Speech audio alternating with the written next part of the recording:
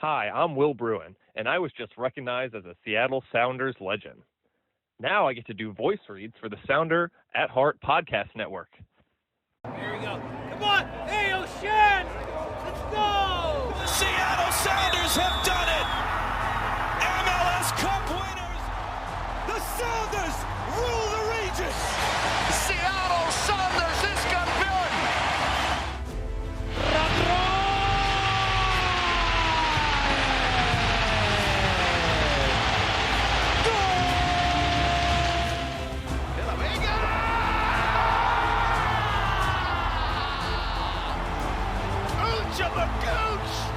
All creatures great and small. Rothrock going to collect it. He does just about. Runs into the advertising awning. Low to our left. Ball goes in. Oh, what a cross!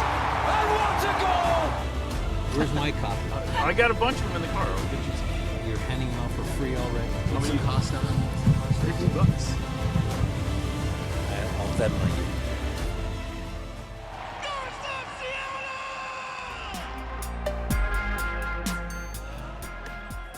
This episode of Nos Arietes is sponsored by Full Pull Wines, a Seattle-based wine retailer and proud sponsor of Nos Arietes since 2011.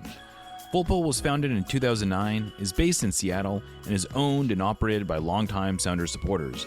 They offer the best boutique wines of the world to members of their mailing list, with special focus on their home, the Pacific Northwest. Welcome to another episode of Nos Arietes, part of the Sounder Heart Podcast Network, and sponsored by Full Pull Wines, as well as our subscribers.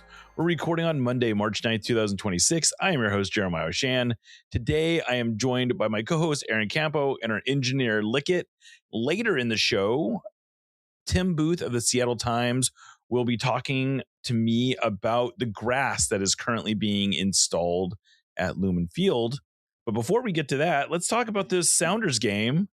They beat St. Louis City 1-0. It wasn't exactly a scintillating win, but it was, a professional road win in which the Sounders were already shorthanded, and then they lost Yamar to a hamstring injury, which we can talk about a little bit later.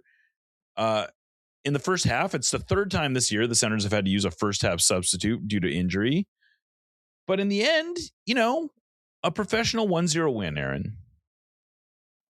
Yeah, no complaints with that one. I think anytime you can get points on the road in MLS, you got to be pretty happy about it. And I think especially considering the absences the Sounders have, they've got a short turnaround time, so they did a little bit of rotation, it felt like. And it wasn't super exciting, but it didn't need to be. As soon as the Sounders got the goal, I think they realized that if we set our minds to making sure St. Louis doesn't score, St. Louis isn't going to score. That's the way it went. Would I have liked a little bit more excitement, maybe some more fireworks, sure, but I'll take the 3 points at the end of the day. And I think if you can play a game like that without really getting out of second gear and go home with a win, you've got to feel pretty good about it, even though it's not like they came out of it unscathed. Right. They didn't come out of it unscathed, but I think it was a good reminder that this team is still capable of playing good defense. And I realize St. Louis City is not an offensive juggernaut. They haven't been an offensive juggernaut. I think they look more capable this year than they have in years past, but this is not a team that's going to put up, 50 plus goals, I don't think. But anytime you can get a shutout on the road, I don't think you can overlook that. And I know watching, I only watched the first, 60 minutes, 55, 60 minutes live. I had an event to go to on Saturday, so I didn't watch the whole game live, but then I did watch the last 30 odd minutes or so after I got home. And it was funny watching it, knowing the result. I was like, yeah, this was a pretty comfortable finish. They didn't dominate the last 30 minutes, but they had the two best chances of the last 30 minutes. They didn't give up really any good looks. There was the best chance that St. Louis had was probably that Marcel Hartl shot from outside the box that looked like Thomas may not have had a good view of, but he made a save, a kind of a tough save. And other than that, they just did not cause a lot of trouble. But live, I get the sense that there was a lot more consternation. Sorry, you caught me right when I was taking a swig of my seltzer there. My bad. I I didn't know the result watching the last 20, 30 minutes of the game, but I also felt very comfortable. St. Louis just was not capable of breaking down that bunker. And I think that sometimes there's a difference between I feel comfortable as a fan with a vested interest in this game watching this, and the team feels comfortable with what they're doing. You know, I saw a lot of criticism over the Sounders' inability to maintain possession, you know, a lot of just sort of blind clearances, taking safe passes, and you know, not trying to dribble out of trouble, really just not trying to press the issue very much. They had a couple of nice counterattacks, but they were very wide open, very safe counterattacks to make. And I think that was all by design. I think that if you watch the last, you know, half hour of the game in the mindset of the tactical plan, the approach here was to take what they give you in the attack and otherwise not really press the issue. You're comfortable defensively. St. Louis has not been able to create any danger, not even all game, all season, all of their existence, more or less, aside from that first year. And, you know, just let them continue bashing their heads against the wall, trying to create opportunities. Just let them have at it. Really, the only danger they had was from set pieces. They weren't going to be getting a lot of dangerous set pieces in those situations. They had some corners, but the Sounders looked pretty comfortable in the corners. So yeah, I think it was the right decision to play that way. It saves your legs. You know, I think it's a lot easier to defend that way than it is to try to stretch the game or try to keep a lot of attacking movement going to keep possession and things like that. So not a lot of fun to watch. And I certainly understand how it's maybe more comfortable to see, you know, your team just dominating the ball in a game like that. But on the road, that's just not going to happen that much. And it really doesn't make a whole lot of sense to let the game open up and give St. Louis those opportunities to catch something on the break or, you know, have a little more space to create. I will say I did note that the Sounders had a line of confrontation that was about 20 yards deeper than either of their previous two games. You know, 38% possession, pretty low. You can sort of illustrate the relative bunkeriness of the Sounders in a lot of different statistical areas. And in that way, it was atypical of the Sounders. This is not normally how they play. They've certainly not played this way over the last couple of years. But I also wonder if this might be a little bit of a philosophy change for Brian Schmetzer, that, you know, we don't have to go out and entertain the road fans. You know, we can, if we're up late, it's totally acceptable to, you know, be conservative. And that said, like I said at the beginning, the two best chances that were created over the last 10, 20, 30 minutes of the game were Sounders chances. They were probably a little unlucky not to get a goal. Snyder Brunell had a shot blocked that was a pretty open shot. And then Danny Masovsky found himself with another glorious chance. That's 2 in 2 games. And he wasn't able to finish that one. And that's, you know, I'm willing to take those trade-offs. You know, if we aren't going to have a lot of the ball, but we're going to create good scoring opportunities, I don't know. I'm not too upset about that. Yeah, I think the thing is that this team is a really good team in the high press and counter pressing and getting opportunities on the break that way. But they're still pretty effective countering from a bunker as well. And so it's not like you're just saying we're just not going to even try to score. Right. You're just going to be a lot more selective, and you're going to have a much deeper line of confrontation in a situation like that. And having that countering threat is really useful, because you could really tell, I think, after the Musovsky chance where he wasn't able to convert, but I thought did a really good job of even getting a real chance out of that one. I saw some people were confused as to why he didn't try to put the rebound back, but he was at that point offside, I think. So, but I think the initial chance, he did a really great job on that one. But yeah, there's just not really any reason to push forward, or as you said, to entertain the road fans.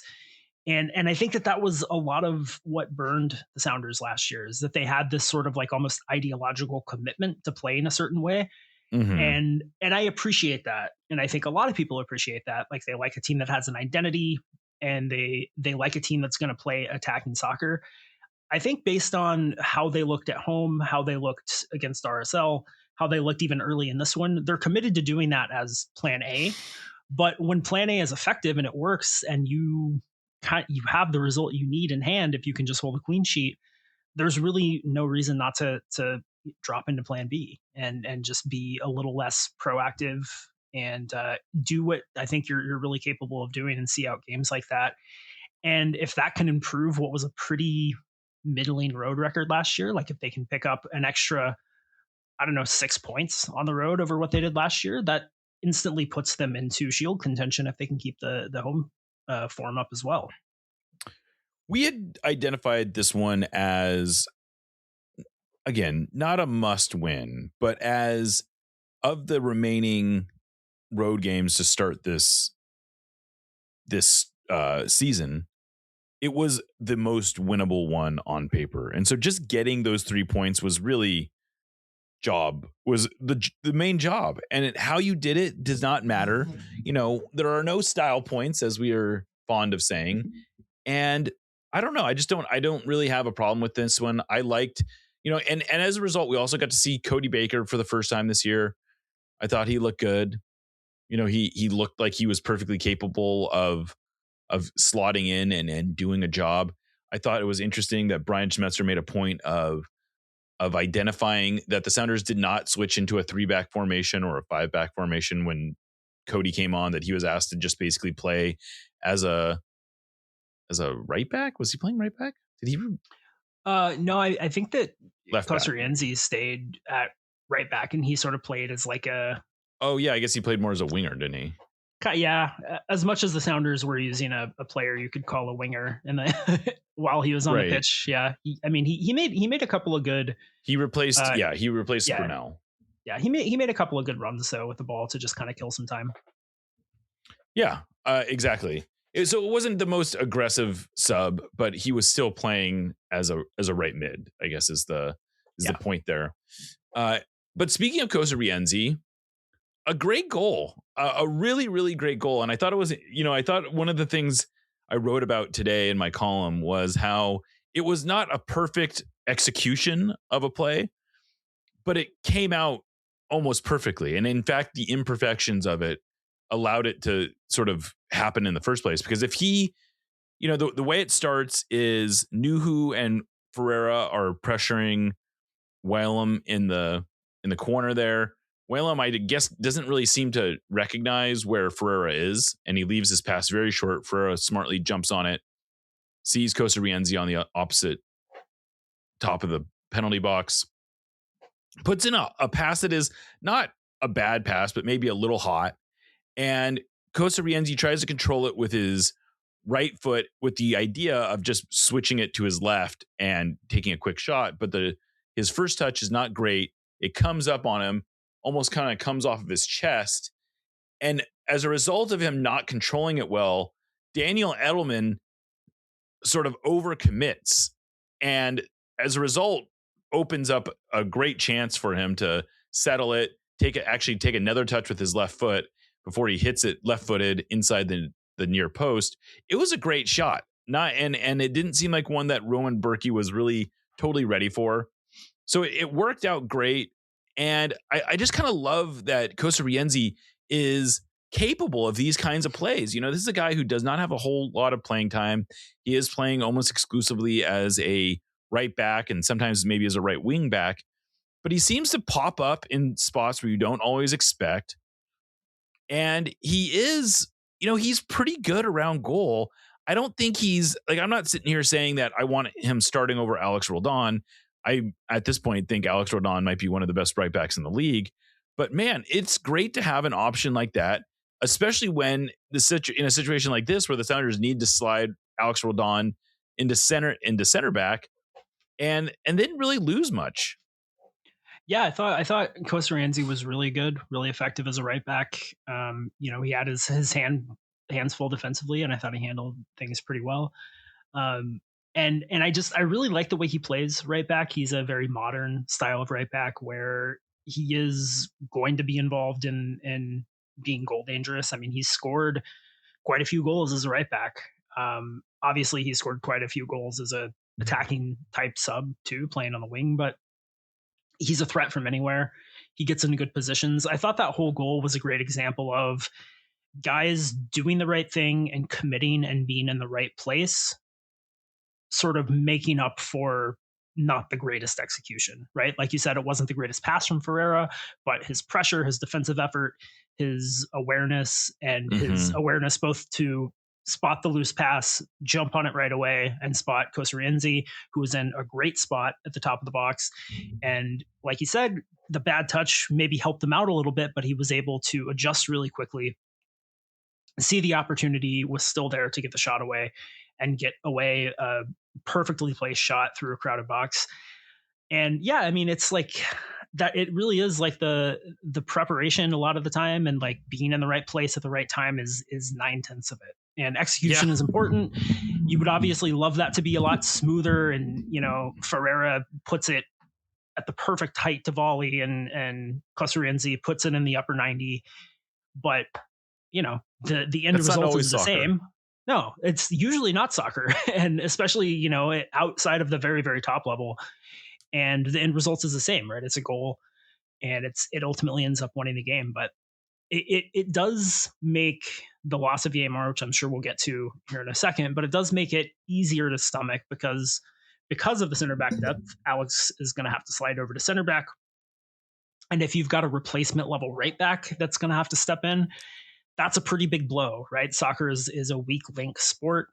And, you know, losing one of the best guys, one of the best center backs in the league, and having to replace him with one of the best right backs in the league. And so going down, you know, a rung at center back and then going down several rungs at right back, that's a huge problem. Fortunately, that's not the case, because Kosarienzi, I think, is I would probably put him as like an league average right back at this point, but with a skill set that I think works really well with what the Sounders are trying to do, and obviously a higher ceiling than that at this point. Yeah, I also just love his sort of whole vibe. I'm sure I've mentioned that many times at this point, but he has this sort of, you know, approach of being a self-aware but not getting in his own head, and sort of just allowing the game to come to him and not getting too wrapped up in how things are going. And, you know, when he's not playing, he doesn't get his head down, and when he's playing well, he's not getting overly excited about it. And I think this is the kind of player the Sounders have really excelled in developing, because he wasn't someone who played elite youth soccer. He went to UW. I don't know how many teams were really looking at drafting him. And the Sounders just saw someone who they thought had a good work ethic, who had the athleticism to succeed, and would sort of just do what he had to do. And that's exactly what he's done. I'm sure we're going to get to see him a lot more in the coming weeks, which we may as well talk about now. Yamar is, you know, we haven't got an official diagnosis, and so I don't want to get overly dramatic about it. But from what I'm hearing, it's not good. It's certainly a multi-week recovery. And it's coming at a time when the Sounders' schedule is about to get really, really crowded. And it's going to get tough. They have a match against the Vancouver Whitecaps on Thursday. And then they have a game at San Jose, which San Jose right now is one of the top teams in the whole league. They're 3-0. Haven't given up on a goal yet. And then they have another game against Vancouver in Spokane. And then they have Houston and then Minnesota. I guess is the Minnesota game after the Minnesota game is after the break. But this is Minnesota game is the 22nd. The Houston game is after the break. Oh, okay. Okay, there you go. So yeah, I mean that's going to be a tough road. It is, yeah. And we were moving on from the St. Louis game, but it's why getting 3 points out of that game was so important, right? Because they're going to be tough to come by the rest of the way. And home field advantage looks extremely real so far in MLS this year. I'm sure that will shake out to some degree over the course of the rest of the year. It started to shake out last week. That's true. That is true. But still, I mean, it's a big deal. Playing in San Jose on short short rest is going to be tough. And yes, San Jose has not played the greatest competition so far, but you play who you play. You can only beat the teams that are in front of you, and they have beaten the teams that are in front of them pretty handily. Haven't given up a goal, like you said, averaged a couple of goals a game. So that's going to be a tough one. Minnesota is always a tough one. Houston is always a tough one, despite the Sounders having a pretty good record there over the years. Although they do have there just aren't a lot of easy road games in MLS. There just aren't. Even the places the Sounders tend to play well. Houston, they've like you said, they've had some success there. Colorado's another place they've had some success. I guess St. Louis, they've technically had a fair amount of success there. Austin, they've had some success. Like, we can go down the list of places they've actually got a pretty good record. I don't know that there's anywhere in MLS where you take a win for granted, because that's just not how MLS is. The home field advantage in MLS is such that every game on the road is, you hope for it to be competitive. Like, I don't think there's anywhere that the Sounders are going to go where you're going to just be like, oh yeah, that's a automatic 3 points. Yeah. If they were in the Eastern Conference, they would have some of that luxury with DC United and Minnesota and maybe Montreal at this point. Or Montreal, sorry. Maybe Atlanta at this point. But yeah, in the Western Conference, they really don't. Like, Kansas City was god awful last year and they won 4 home games. St. Louis won 4 home games last year. They were also one of them against the one Sounders. of them was the Sounders, right? So you really can't. The Galaxy were horrible last year and they won 7 games at home. So it's very tough to do, especially when you're on the road 5 games in a row. And so you got to be happy with the points. And if they don't get another win the rest of this road trip, but they can somehow come back with 3 more points, it's not exactly what I would have hoped for, but I'll feel okay about it, I think. Well, let's before we move on from this, I do want to talk a little bit about not so much Yaymar's injury, but more how we want the Sounders to handle it. I assume for this game, we're going to get Alex Roldan and Jackson Reagan again. I assume Kalani will be playing right back again. But what other options are you hoping to be able to see? I mean, I guess Kim Keehee is supposed to be back in training this week, so I would imagine he will be potentially in the mix at some point. But they don't have a lot of great options at center back. Yeah, I mean, if Kim Keehee is back in training this week, how long until he's fit enough to start? Right. Another 3 or 4 weeks, probably, I would guess, considering how. I mean, to start, that might be, that's probably like. He didn't really have a preseason. Right. I mean, that's a good point. Like, if he starts before the international break, I have to admit, I'd be a little surprised. Yeah. Ryan Saylor, No, Ryan Saylor is not going to be playing anytime soon. That's for sure. No. And how about that guy, huh? Yeah. Made things interesting for you this weekend. Yeah, in case people we're not going to do this whole thing, but I just want to say I did get a passive call out from both Alexi Lawless and Clay Travis this week. Clay Travis is, as you may or may not know, is a kind of a right-wing sports provocateur. I guess maybe we can say, I don't know if that's the right term. He's Jason Rance's final form, I think. Is right. But yeah, in sports. And he accused me of interrogating Brian Schmetzer. Right. Which I thought was funny. Very funny. Very funny. But anyway, yeah. So he's not Stu an option. Hawkins would be the other player who potentially could get healtly and play, but I think he's only recently started training as well, right? Exactly. So. No one is, best I can tell, unless the Sounders go out and sign someone, which could happen.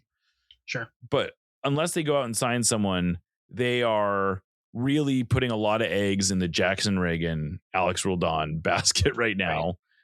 Because beyond that right now, right, let's just put aside the guys who are working their way back and could be available soon.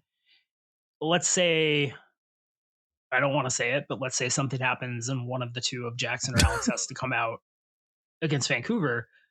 I mean, it's Cody Baker, right? Cody Baker is your next. Or like, I assume they will call up Tino Lopez, maybe, who is not on a first team contract. Maybe Snyder Brunel could play there.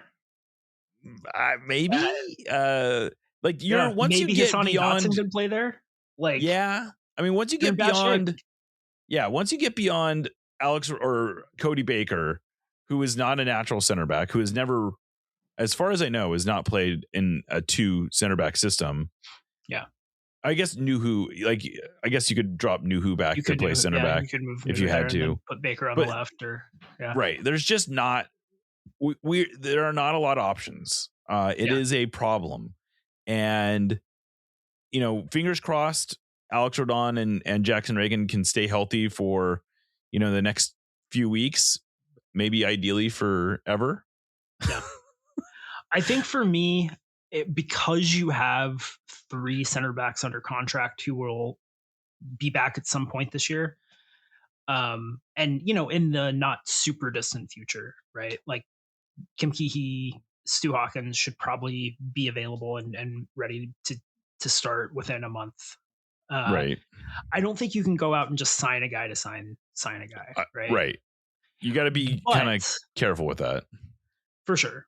But what you could potentially do is if you were planning on replacing Yamar, signing Yamar as eventual replacement at some point in the near future, I guess you could bump that up a little bit, depending on how long Yamar is going to be out. Like if he's going to be out a month, you probably don't want to do that. If he's going to be out 2 months, if he's going to be out, 10 weeks, maybe you do pull the trigger a little sooner, right? Especially if it's somebody that you had planned on being able to, not be a starter this year, right? Like if you were going to sign a U22, I don't think they're going to or would do that. But if they were going to sign a U22 center back, or they were just going to sign a younger center back who they feel like Yamar can groom, well, maybe you bring him in and he's playing a little more than you would have liked a little sooner.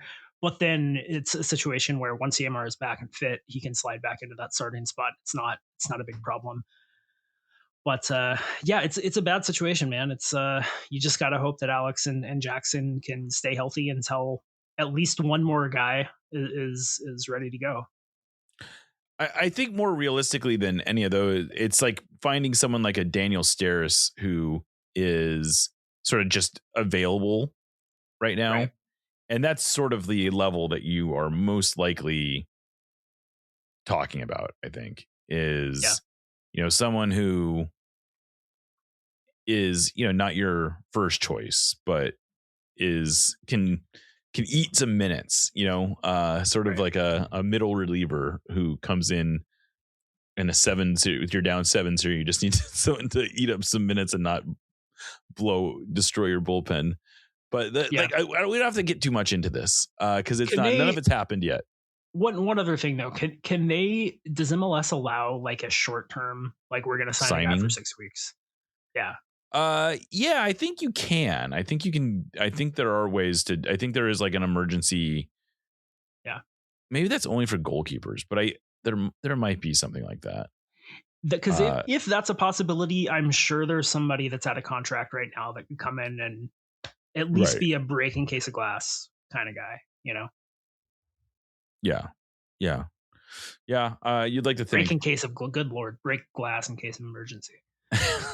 You can tell it's the day after spring forward because we're both. Oh my god. Yeah, no kidding. So the other bit from this game that I wanted to discuss a little bit was the Danny Musovski Osaze de Rosario battle, for lack of a better term. I think we're at the point now where I really like Osaze de Rosario. I think he has a lot of potential.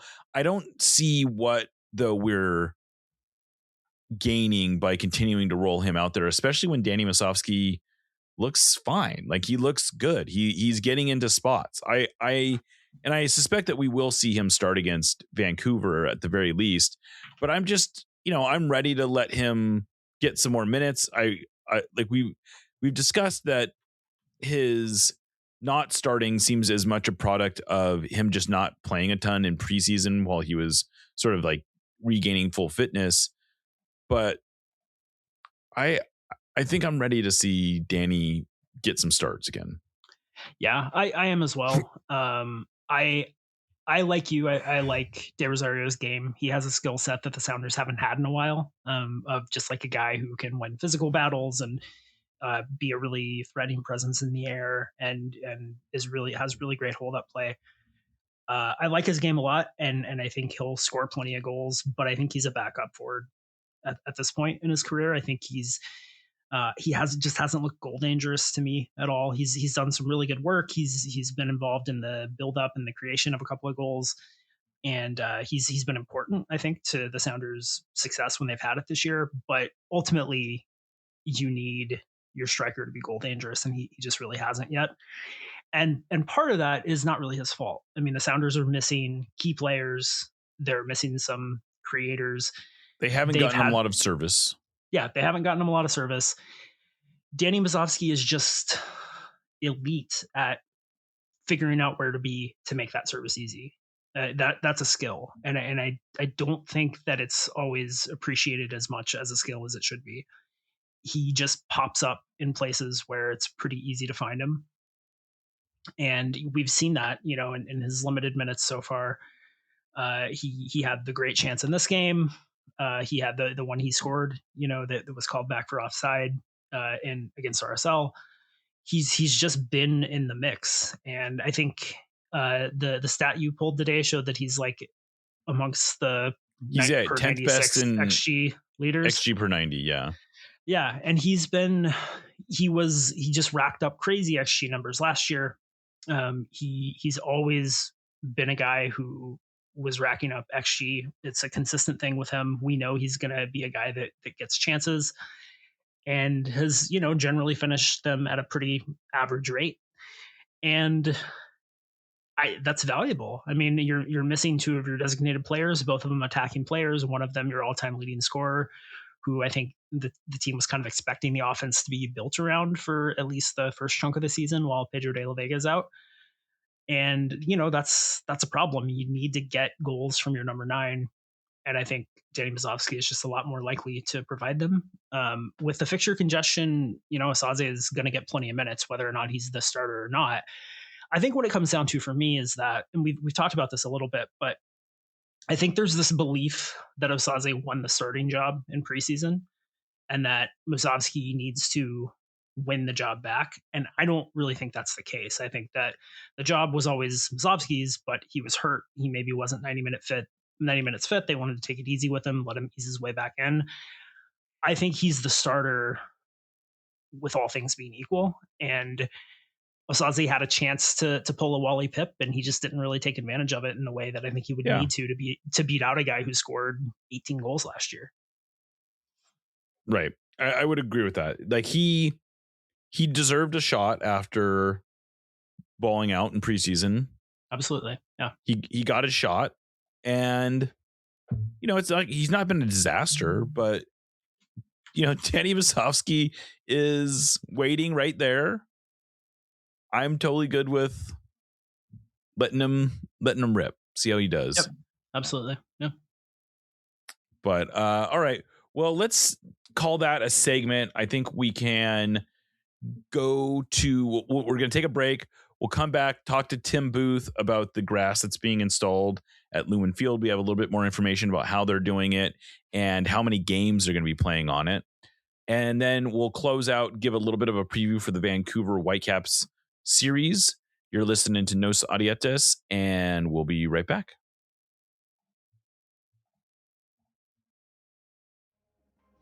Sounder at Heart has been around in one form or another since 2009. In 2026, though, we make a pretty significant evolution when we go analog. Yes, that's right. In the year of our Lord 2026, we are publishing a real-life magazine. We're calling this thing 4, as in Sounder at Heart 4.0, but we're stylizing it as IV because we absolutely love Roman numeral. And if you want to refer to it as IV, that's cool too. The first issue has a comic book style cover that was hand-drawn by local artist Kevin Newbern, featuring features by Tim Foss, Susie Rance, and Charlie Boehm, a statistical deep dive by Kat Bush, a Q&A with Brian Schmetzer, a column by G. Willow Wilson, and photographs by Noah Reif, Max Aquino, Mike Russell, and Jane Dershowitz. I could not possibly be more proud of the work everyone put into making this, and I think you're going to absolutely love it. If you'd like to get your hands on one of these limited edition copies, we're currently selling them for $15 on our website. Get yours now. Nos Arietes, admittedly, is not exactly known for our spicy takes, but that doesn't mean we want our food to be mild. Spice up your life with Haxon Ferments.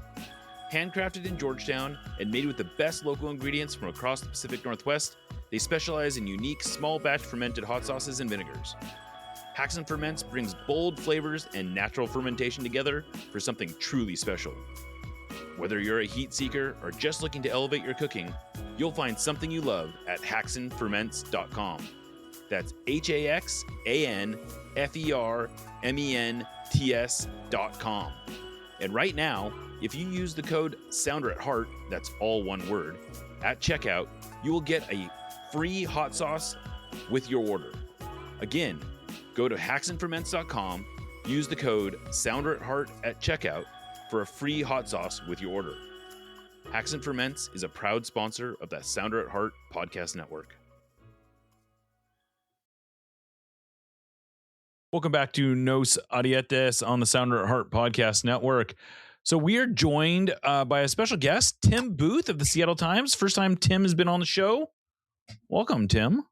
Thank you. Thank you for inviting me to be on today. Yeah, so we're going to talk. I just read your story in the Seattle Times about the grass surface that has been so much interest, especially to Sounders fans.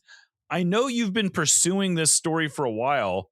Just real quick before we get into the details, walk me through the reporting of this story. It's been a process. I learned about a year ago kind of who was going to be putting in the grass eventually at Lumen for the World Cup. And that kind of started a process with working with, the local organizing committee, talking to their officials, eventually talking to FIFA about kind of what the process was going to be like. A couple of weeks ago, they had a big turf grass workshop seminar at the University of Tennessee where FIFA brought in all of essentially their groundskeepers that are going to be keeping the grass healthy and alive at all the venues for the World Cup.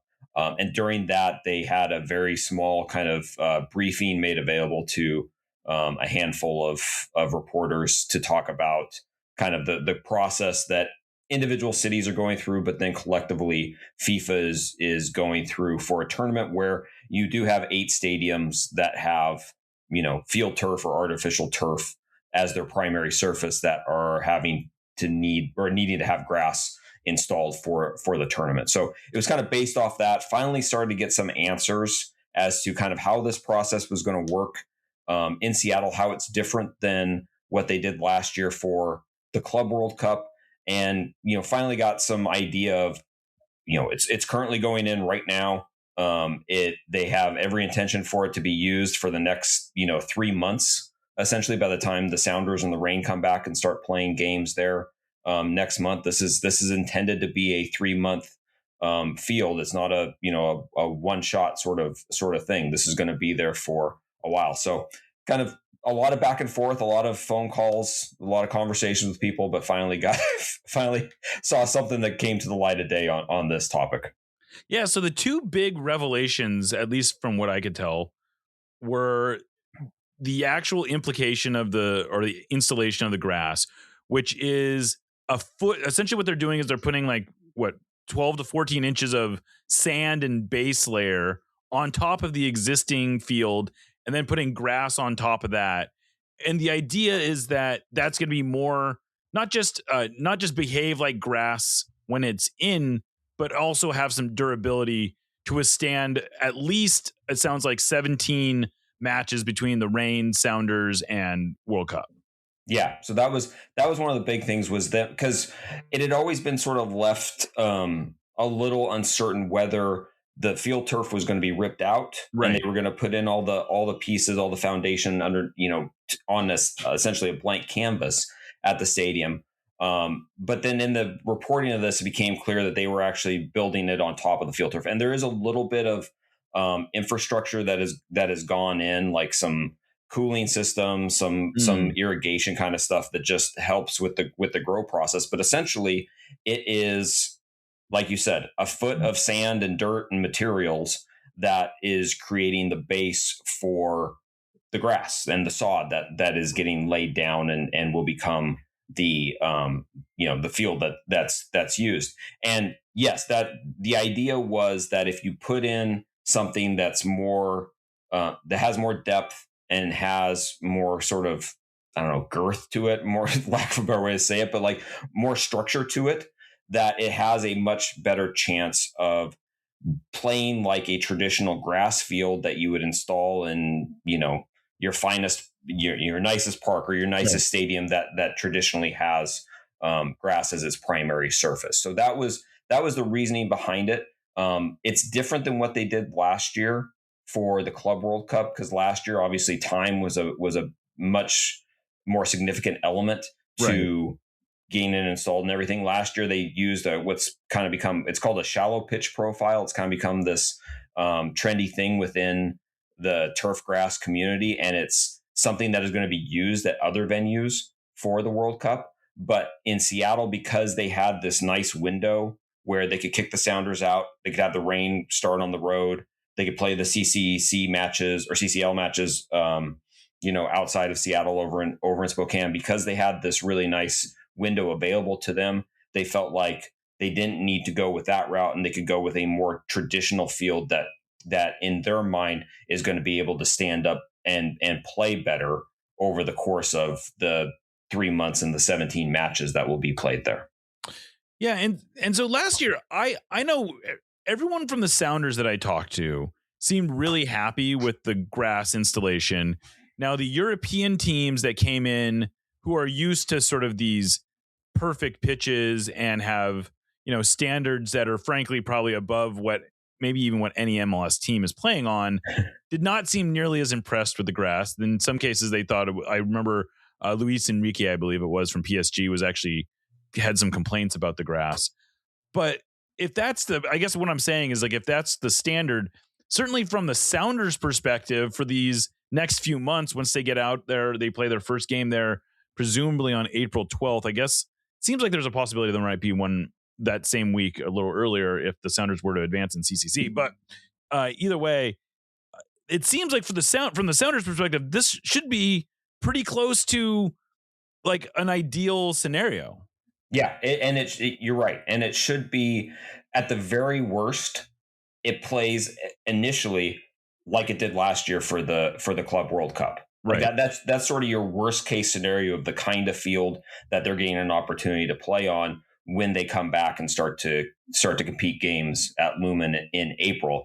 And the thought is that as time passes, as they figure out the watering patterns, as they figure out the amount of sunlight it's getting, what the temperatures are like, that field will get just stronger and stronger, better as we progress through the rest of April and into May. And then ultimately when the World Cup actually starts in June, that should be a field that starts out, like I said, the worst case scenario, like what you played on last year, and just gets better over that course of time that they're gaining an opportunity to play matches in the stadium with grass down. So it should be a much more enjoyable experience for them than playing on the field turf, obviously. Yeah. And to your point about about Luis Enrique and his comments last year, there were several of those kind of comments that came up during the Club World Cup.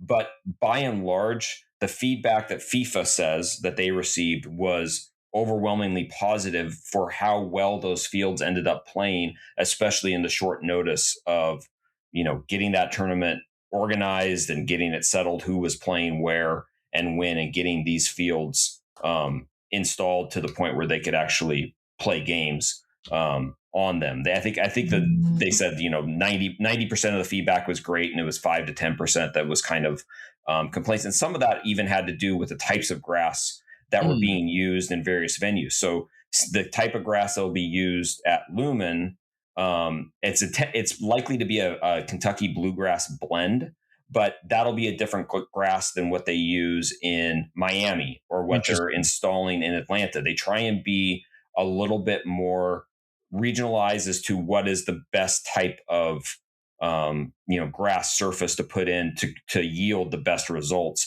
based on climate, temperature, all those kinds of things. And they had, I know at one point they were talking about putting in like a hybrid grass where it would have some artificial fibers in it. Is that still the plan, or did they abandon that? Yes, no. The grass that will go in has some artificial fibers kind of sewn in. I think they said it's like 92 to 95% of the grass is grass, and then they have these sort of artificial fibers kind of more or less sewed into it. It's not exactly sewed into it, but it's kind of grown into it. It kind of firms it up or something like that. Exactly. It just makes it more durable, especially when you have long periods of time where it's going to be, used and installed. In this case, obviously 3 months of use here in Seattle. It's sort of a new technology. And frankly, one of the biggest leaders in that technology is a company out of Moses Lake.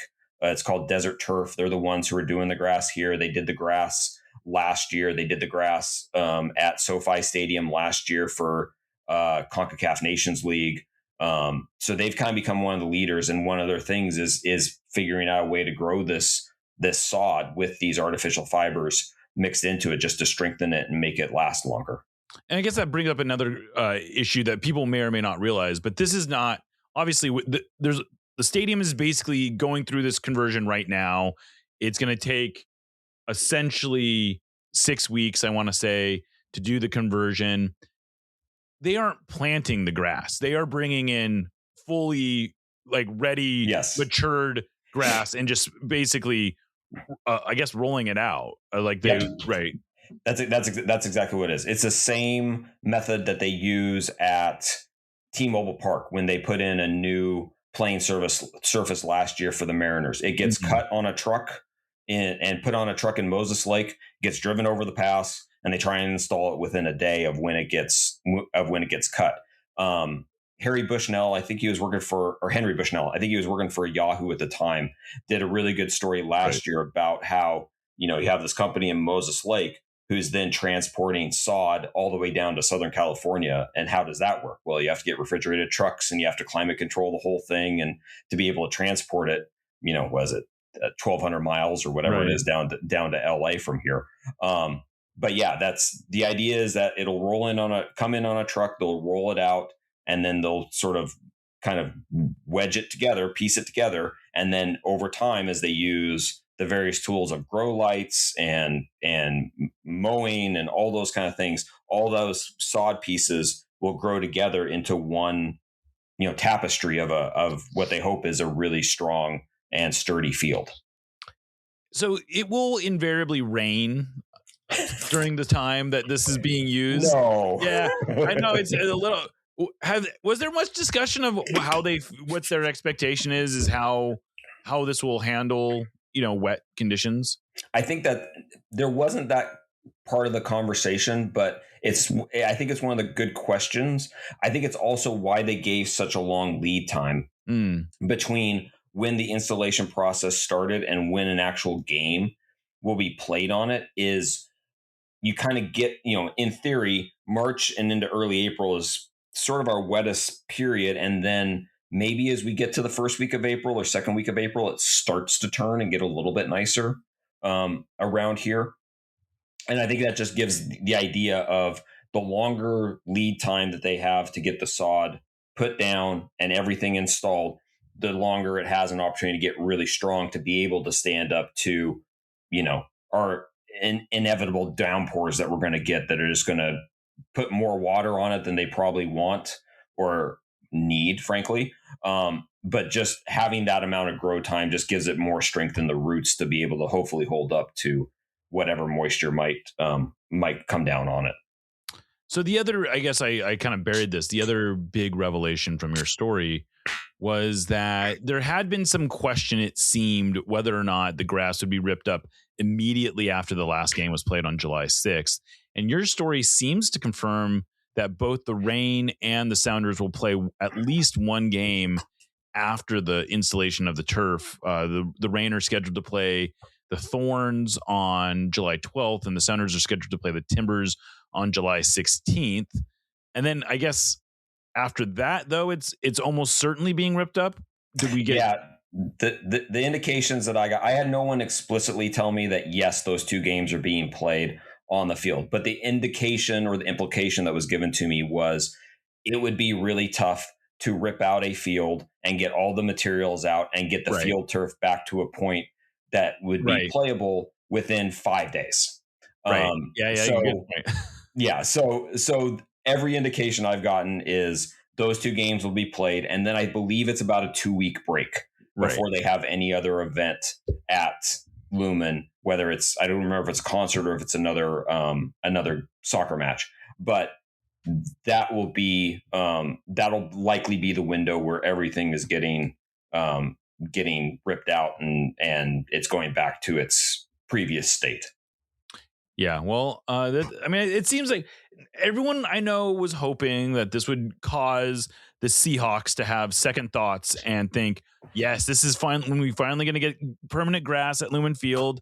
And, maybe there was that report card that came out from the Players Association that rated the turf, I think the worst in the NFL, right? Or tied for the worst. One of the worst. Yes. One of the worst.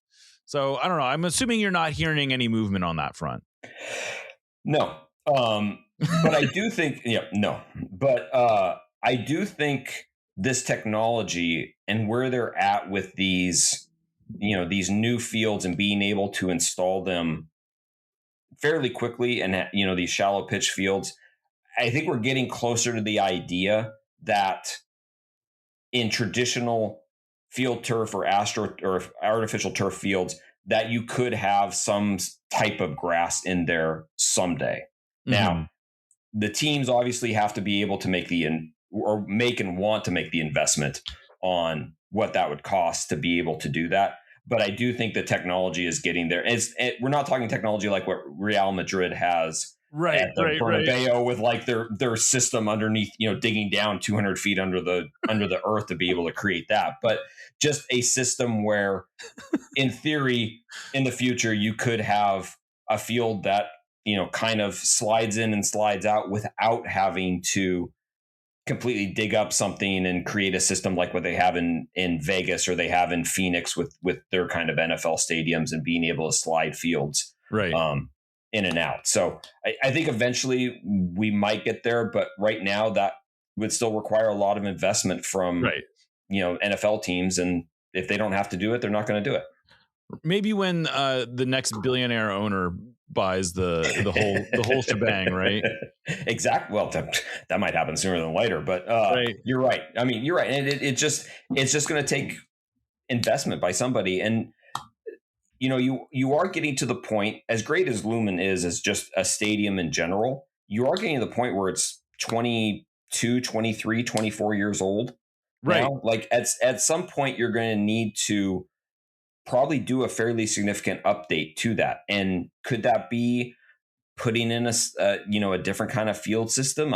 Who knows? That's just pure speculation. But eventually there's going to have to be conversations about what the next life of Lumen is. And that probably will go to whoever the new owner of the Seahawks is. But it'll be curious to see if the future of the field is any part of those conversations whenever they finally happen.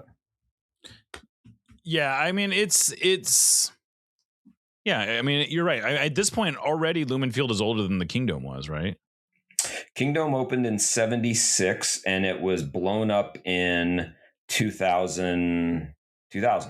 So, or 99 or 2000. I can't remember. So yeah, I mean, yes. About the same age. They're roughly the same age. Yeah, right now. Well, a boy can dream, I suppose. Maybe I see a future where the Sounders and Seahawks are sharing Lumen Field on a natural grass pitch. It sounds amazing to me. Hopefully, we all get what we want. I don't know. Maybe someday. Maybe someday. All right. Well, Tim, thank you so much for coming on the show. Great job on this story. Of course, read in the Seattle Times, get a subscription if you have to get it. And if you don't already have one, I should say. But thank you for coming on, Tim. Thanks, Jeremiah. Appreciate it, man. All right, you're listening to Nos Audietis on the Sounder at Heart Podcast Network, and we'll be right back.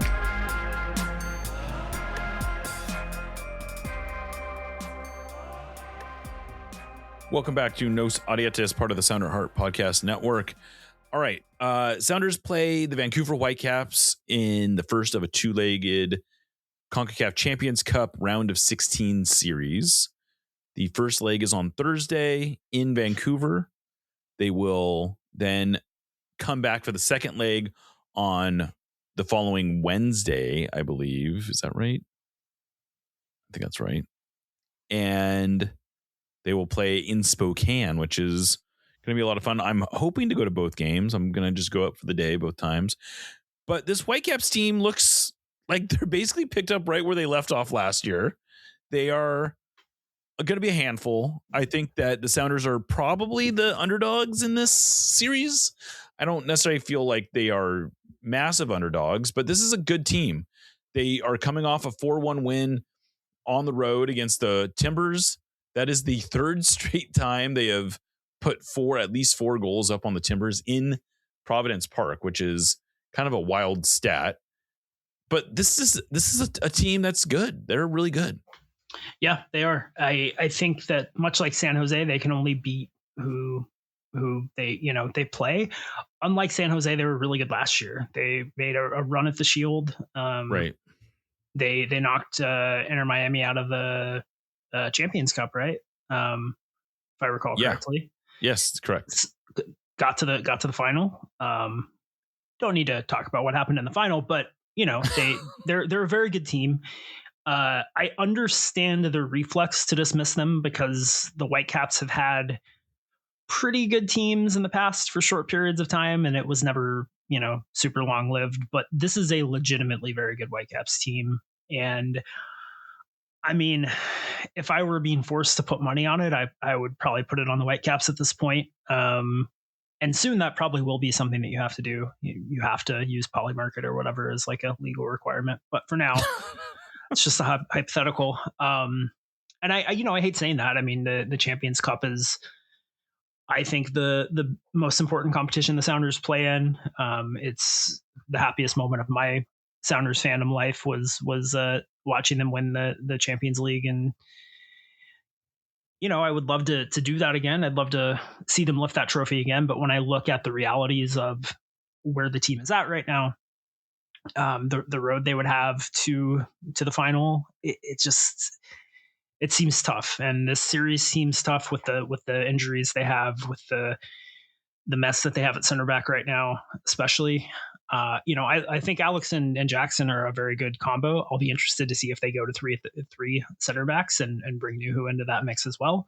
Could be interesting. I could see that giving the Whitecaps some trouble. I think the first leg is going to be tough. I think if people didn't like the last half hour of the St. Louis game, they're probably not going to like most of this game. I think it's going to be a lot of the same, but hopefully they can defend as well. I think if you get out of Vancouver, even in a 1-goal deficit, maybe that's not the worst situation in the world. Going back to, I was going to say home, but going to Spokane, which is still probably a more favorable environment than playing in Vancouver. Yeah, you would think so. I think this is a good opportunity. Maybe we get to see Paul Arriola a bit. Yeah, I would not mind seeing an extended Paul Arriola run out. I actually thought he looked really good against St. Louis. We didn't talk about that much in the first segment, but he came in as a sub around the 67th minute. And honestly, I don't know how much I would credit that directly to him, but I thought he was a significant part of helping turn that, like, get the game under control. Maybe not turn the tide, but get it under control and make it feel like there was some sense of order out there. And he's looked, I've liked him when I saw him in preseason. He looks healthy. He looks fit. And, if the Sounders can get a real contribution out of Arriola, I would think that has to be considered that has to be a significant development, Yeah. I think Georgie Manungu will probably get some time, maybe not to start this one, but I could see him playing a role off the bench for sure, and then maybe getting some starts in later dates. it'll be interesting to just see how they rotate these lineups, because I think they're going to have to do some rotation. Yeah, I think they almost have to. And I don't know how many minutes Ariel is capable of playing right now. I mean, I would think like maybe 60 is probably the high end. Seems like a safe bet. But if you can get an hour out of him and then bring in Georgie into hopefully a close game, that's a guy that teams don't like to see coming, late in the game. No. That'd be a good outcome, I think. And they don't really have a lot of options in defense to do too much rotation, unfortunately. But no, they do not. I wouldn't mind seeing Snyder Brunel in central midfield. I thought that, I don't want to say I liked what I saw from him as a right midfielder against St. Louis, but if I picture him doing a lot of the same things as a central midfielder against Vancouver, I think that would be pretty good. And if you want to play really defensively in this game, he wouldn't be, I guess, the worst candidate at right midfield. It'll be interesting. I'm hoping that we see Jesus and Rusnak starting, because I think that if Moose is starting and those two are starting, they've got a pretty good chance of maybe getting an early goal, which would certainly be nice, because Vancouver is probably going to score. They're pretty good at doing that. So it'll be an interesting game. I really hope they can keep it close and have, feel like they have a pretty good shot going into the second leg. But I will say, and I don't blame anybody for not sharing this opinion, if they're going to get knocked out of the Champions Cup, I would rather it happen now than in the semifinals or, down the line.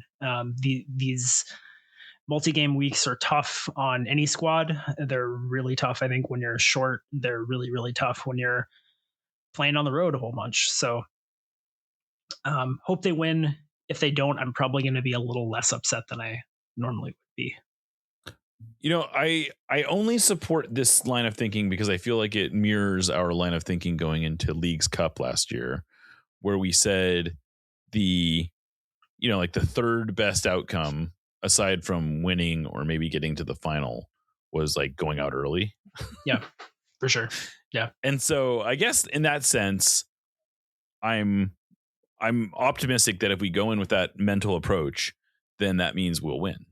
Right. And if we win, that's the best possible outcome. That is the best possible outcome. Undeniably the best. And unlike Leagues Cup, I'm not asking them to throw the throw the early right. You're not actually asking them to throw the early rounds. You just don't. You're just saying you're not as emotionally invested in them if they go out early. Yeah, it's going to be disappointing, but in some ways it would be a relief to not have to worry about midweek games, going and playing in altitude in Mexico at some point.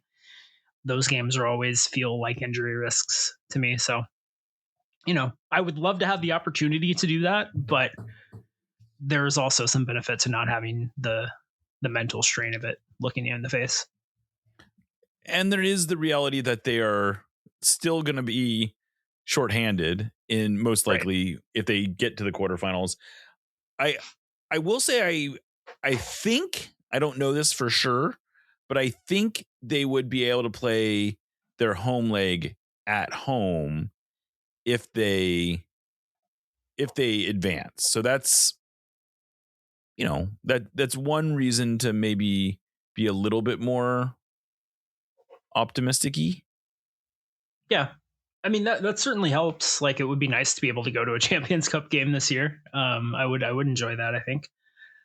Yeah. So if they win, they would face the winner of Tigres Cincinnati. So not exactly a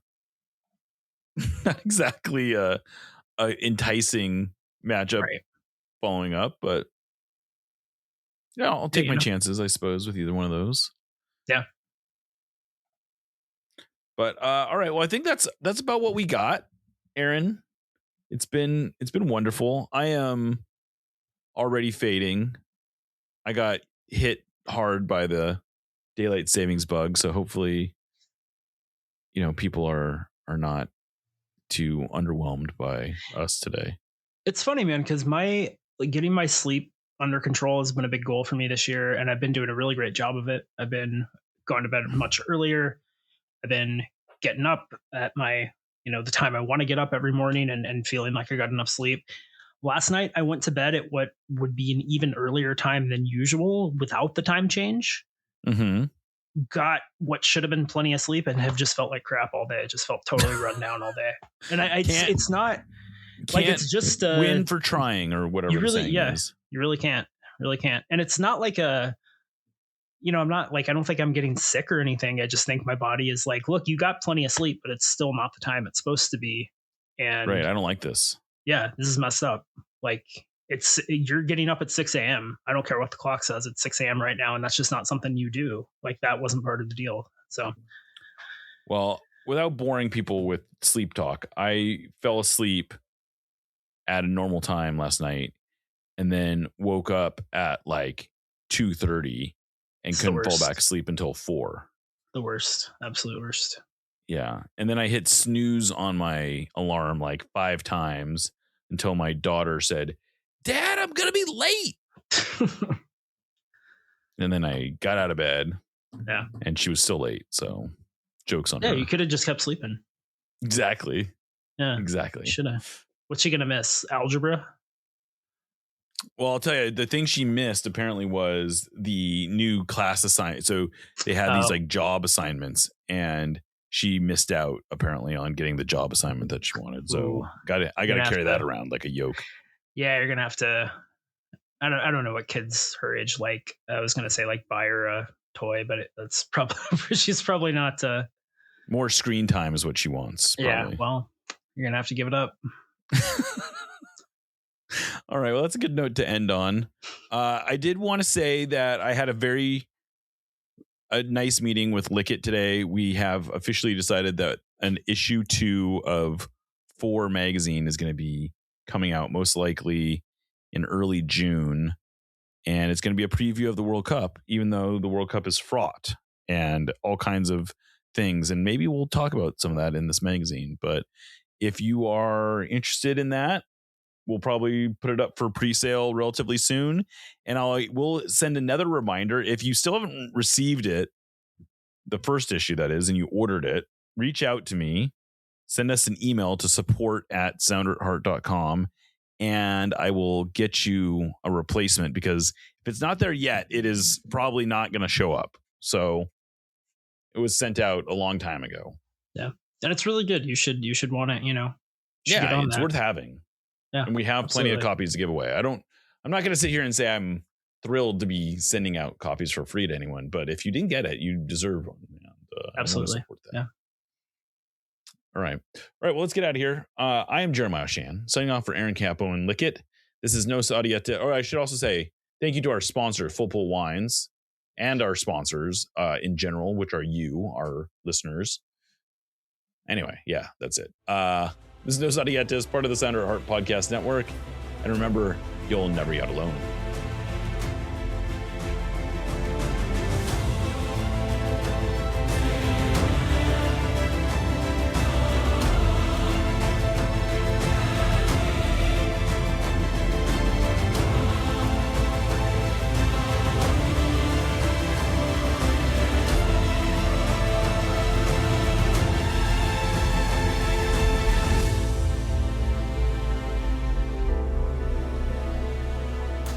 Let's go Sounders. Yeah.